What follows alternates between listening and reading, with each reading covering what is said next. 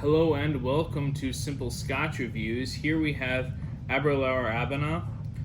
It's a no age statement Highland single malt Scotch whiskey. This particular bottle is batch number 58, bottled at 61.1% ABV.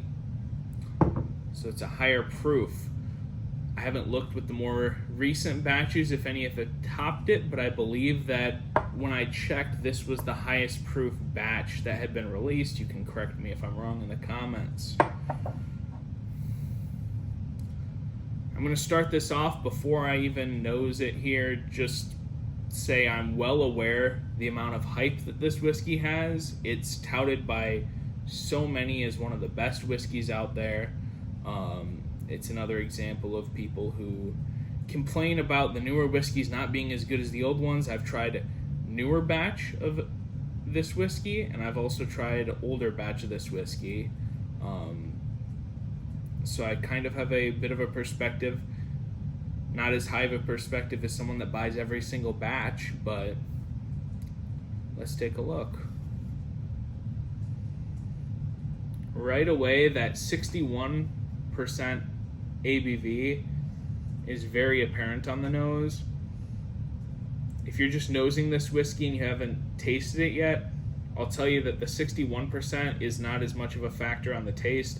Obviously, there's an alcohol presence, but personally for me on the nose, the alcohol comes through a lot more on this whiskey. There's less of the burn than you'd expect on the palate, but more than you'd expect on the nose.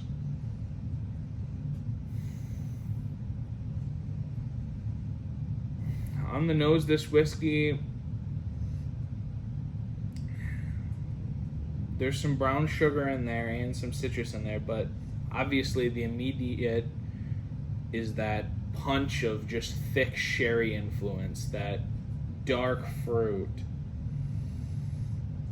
berries, blackberry, plum, raisin, lots of those just thick, rich fruits.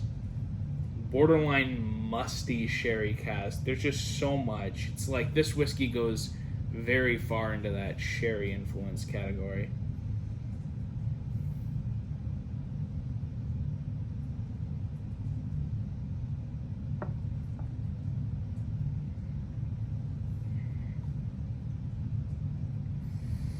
There's a lot of brown sugar, almost molasses, in the underneath layer of the palate. Lots of those thick, dark sherry fruits. There's a very interesting coffee, dark chocolate bitter note that comes in the palate that's not on the nose for me as much. The finish is... Let's see if I can get that in the nose. Sorry, it just came to me, the baking spice on the palate. I guess, yeah, there's a bit of like cinnamon in the nose. Now it's coming to me as I go back, but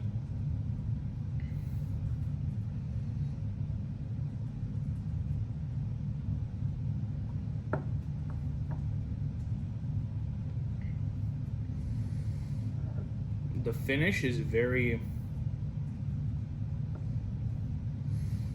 It's dry oak to me. There's a little bit of that fruit, but mostly dry oak.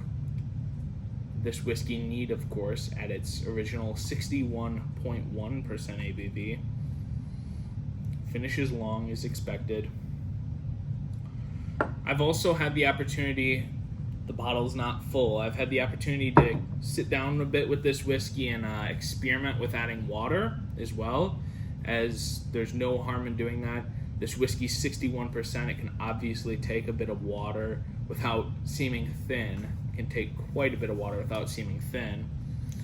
Pull out my notes here that I wrote down when I added some water, and the water changed things as it always does usually.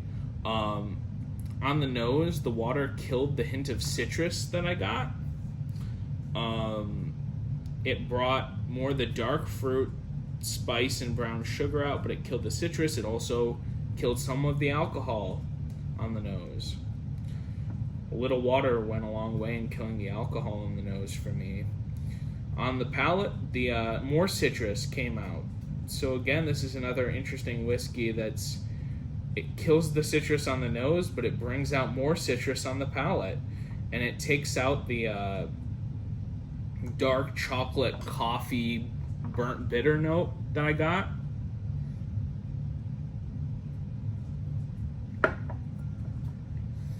Yeah, it's pretty apparent when it's neat, but when you add water, and you have to start to add more water too to just play with it and experiment. That first glass, you might want to just keep adding water till you hit the breaking point, just to experience all the different levels of this whiskey.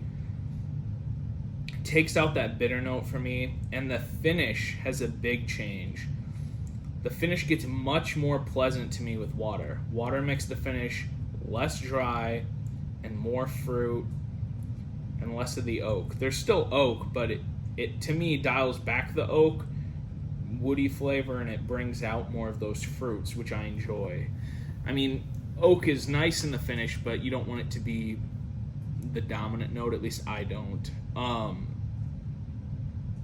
So I'd say that adding water is a definite positive. Nose, palate, finish all improve with water for me. There's some interesting things that are lost, but I think it amplifies the good things for me. Play around with it if you get a bottle, because you can, go till you hit that breaking point. With these notes, I don't even think I got to the breaking point. I added quite a bit of water, but it wasn't at all thin because of it. Overall, I do really enjoy this whiskey. When faced with the hype in the whiskey enthusiast community, I have to say it falls short of the hype. I personally really enjoy sherry influence. I don't only like sherry influence. I like a variety of whiskeys. But to me, I love that sherry influence effect on a whiskey. But to me, it's like I want more and more sherry, and it's like I like those fruits. And then this, to me, crosses the line into too much of a good thing. I don't want that much. It's so much that it becomes, like I said, there's that, you can get that musty note. But that's more when it's neat. I'd say it tiptoes along that line of too much sherry for me with water added, but I think without water added it crosses that line. I do really enjoy it.